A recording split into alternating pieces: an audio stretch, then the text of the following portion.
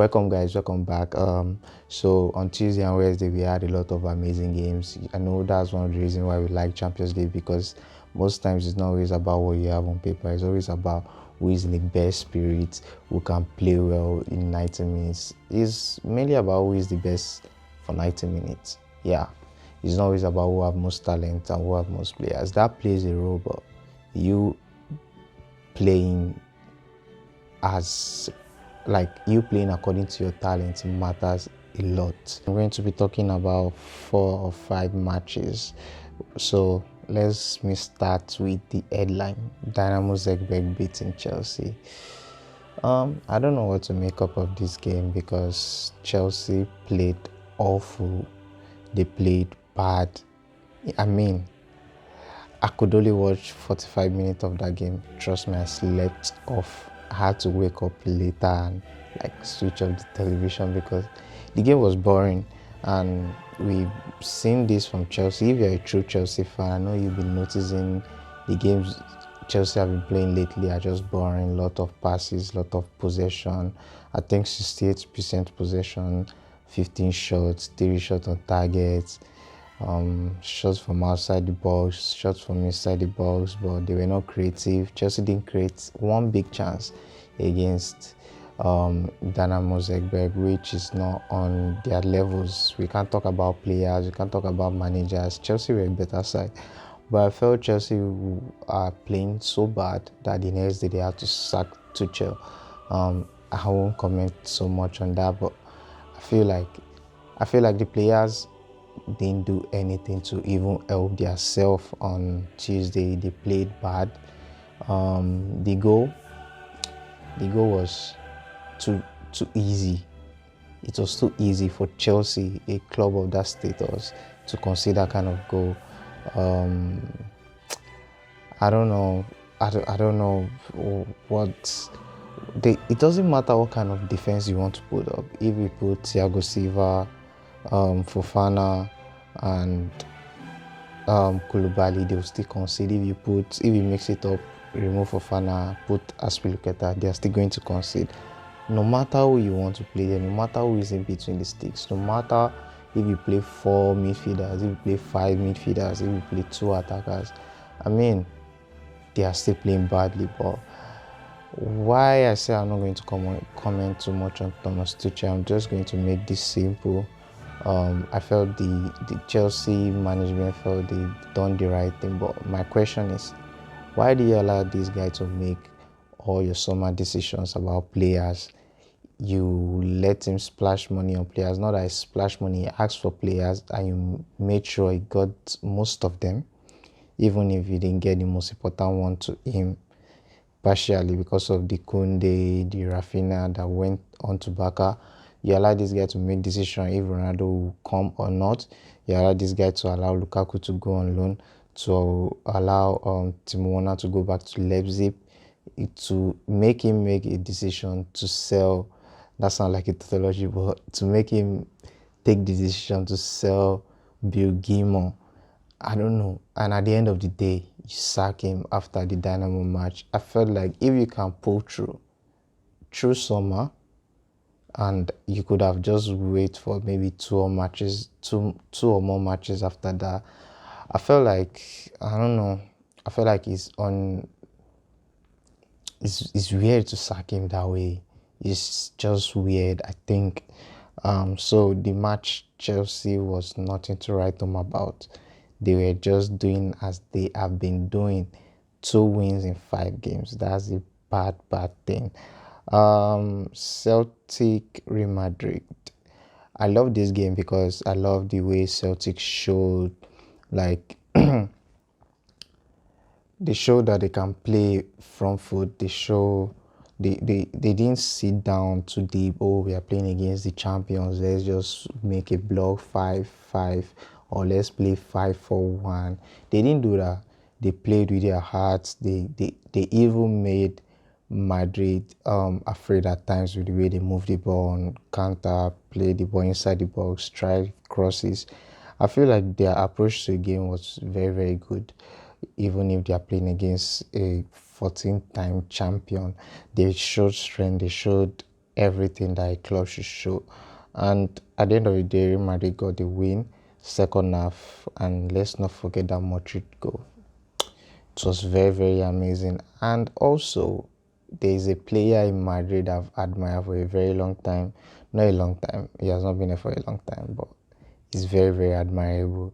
And that player is Vavard. I know most of you expect Vinicius, but it's Vavard. I mean, you don't know if the guy is a winger or if he's a midfielder. But one thing I can tell you that the guy pace is scary and he knows how to assist. I really love the way the guy used to play. He just looks so complete. Like the guy is a player I'm looking forward to. Shakhtar Donetsk surprised Leipzig. Leipzig too is just another team that they are not consistent with what they show. They are not consistent. They can play very well in one game, score like 4 goals, and go to the next and score 0 goals, be beaten. I don't know. They are not showing consistency like an European team. They should have done better. The game was awful. Like they made a lot of mistakes. Manchester City, Sevilla.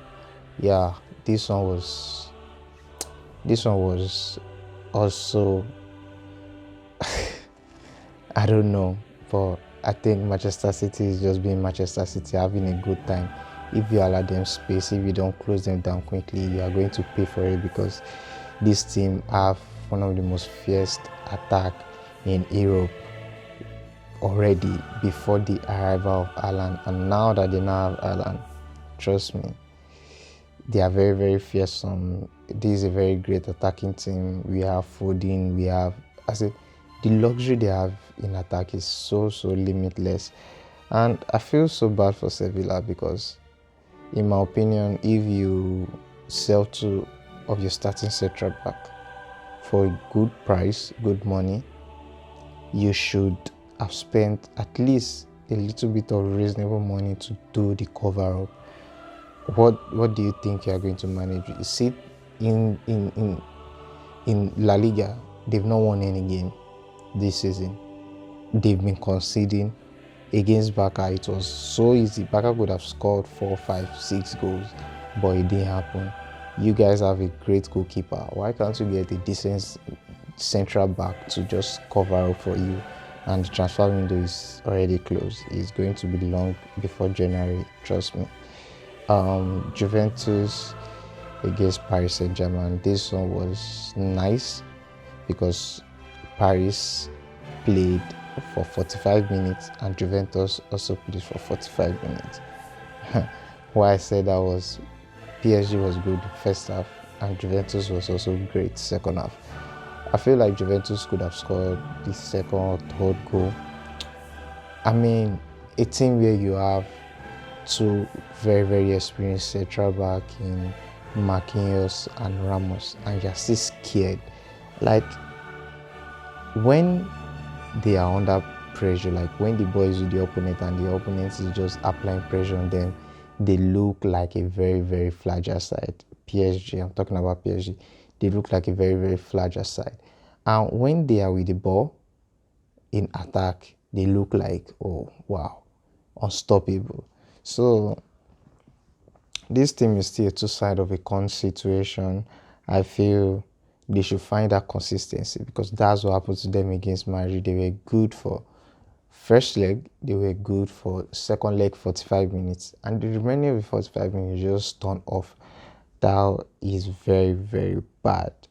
Benfica, I don't have much to say except from the second Gonzalo goal. The goal was very, very nice. I loved it.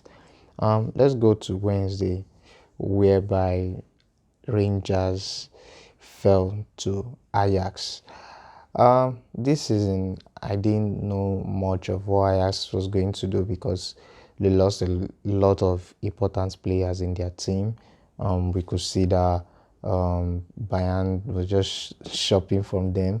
Man United did theirs, and other European teams like that even tried to take some of their players at the deadline, but they didn't allow like 2 of them to go. So they still not even try, they try to pull up a performance, and it worked actually because they scored some beautiful goals. The one I want to just talk about, and I know you guys can't wait for me to talk about, is Napoli versus Liverpool. Oof, that game too was just something else. I mean, Liverpool is playing awful.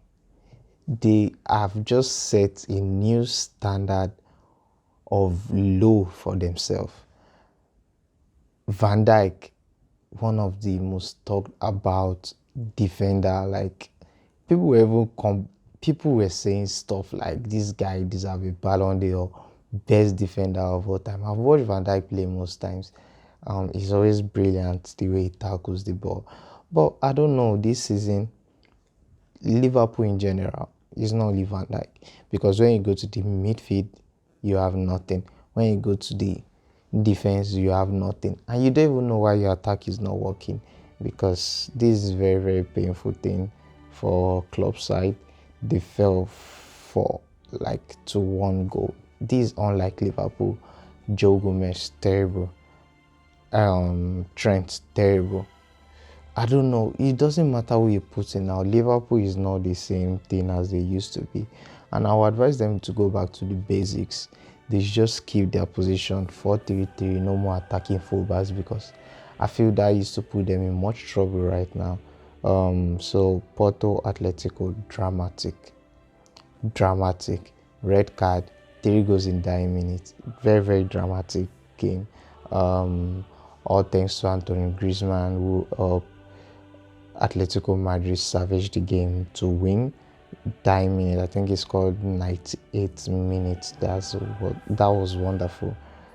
FC Bayern, sorry guys, FC Barca versus Victoria Pleasing.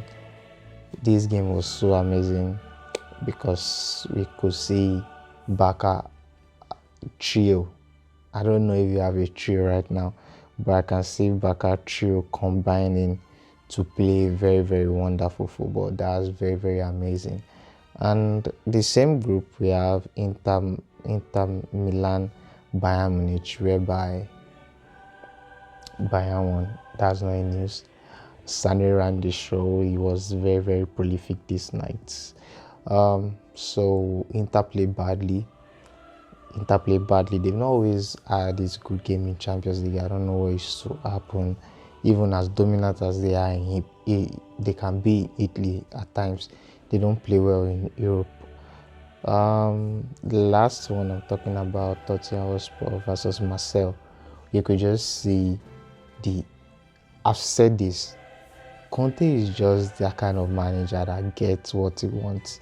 He will not play the most stylish football, he will not play the most interesting football, but guess what?